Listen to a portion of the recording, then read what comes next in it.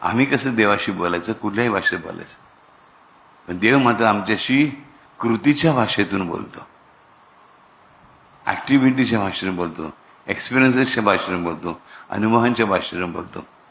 ती भाषा, ते अनुभव आम्ही फक्त ऐकतो आणि शिकतो काय? फक्त एकच की देव सहाय्याला येतो, देव मदत करतो, बरोबर.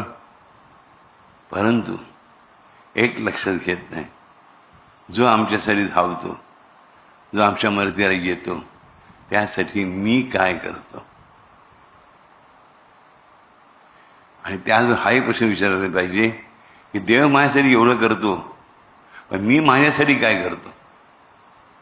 हा प्रश्न आधी विचारा, देवाला लांब ठेवा. देवाला नाही विचारत ती हरकत नाही, तो स्वराचं बघायला समर्थ आहे.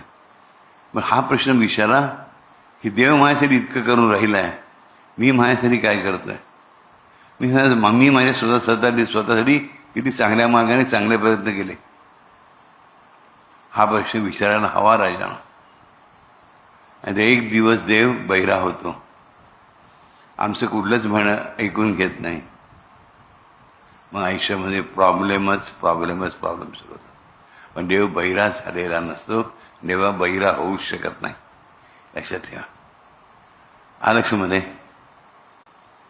आम्ही कसं देवाशी बोलायचं, कुठल्याही भाषेत बोलायचं, पण देव मात्र आमच्याशी कृतीच्या भाषेतून बोलतो, ॲक्टिव्हिटीच्या भाषेतून बोलतो, एक्सपिरियन्सेसच्या भाषेतून बोलतो, अनुभवांच्या भाषेतून बोलतो. ती भाषा, ते अनुभव आम्ही फक्त ऐकतो आणि शिकतो काय? फक्त एकच